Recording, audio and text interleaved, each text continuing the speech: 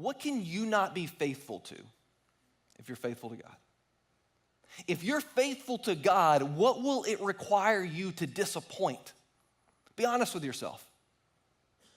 Remember, an idol can be someone, it can be something, or it can be yourself. Let's say that your idol is yourself. Sometimes faithfulness to God is going to require you to disappoint your plan. And this is how you know if your plan is an idol, okay? If you've got your plan and you invite God into your plan, rather than having your faith in God and inviting God to drive your plan, does that make sense? Then you have an idol. If your prayer is, God, this is what I'm going to do, will you bless me? That is very different from, God, this is what I want to do, but I ultimately want your will, so redirect me. If you know that that is actually better. Being faithful to God requires disappointing our plan sometimes. When's the last time you allowed God to interrupt your plan? When's the last time you had your heart dead set on something?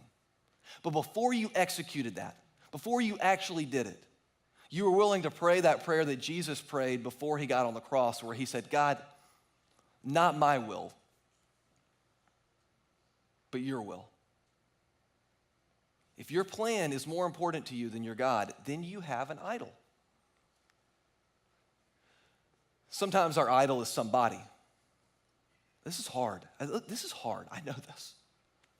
Sometimes being faithful to God requires you to disappoint family and friends. Again, another situation that most of us aren't in, but if you're a teenager, I've been there. Being faithful to God can require you to be disappointing to and unfaithful to your friends. Not in the sense that you're a bad friend, but in the sense that you are going to disappoint them. You can't go all the places that they go. You can't talk about the things that they talk about. There are times when you might be at the cafeteria, at the table, and they may talk about things and you may just have to get up and leave. Faithfulness to God will require you to disappoint your friends sometimes. And adults, we know this. Sometimes it even requires us to disappoint our family. This is when this sermon really hit home with me late last night. I'm up late, and I'm really pushing myself. What would be the hardest thing for me to put in that blank? And for me, the hardest thing for me to put in my blank is my family. And if I push it even harder, the hardest thing for me to put in that blank is my wife. The hardest thing. 99% of the time, being faithful to God is not disappointing to Amy.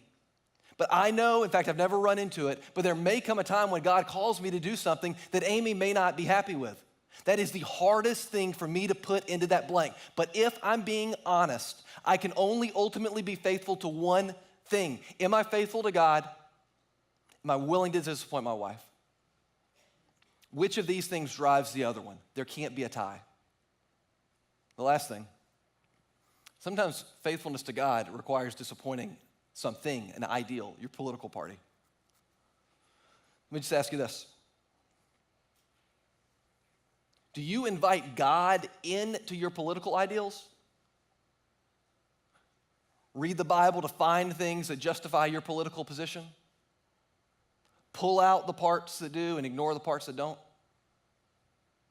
Or do you allow God to drive your political ideals? And I'm not going to get political here except to say this. If this is first, it is really hard to be 100% on board with the Democratic or the Republican platform.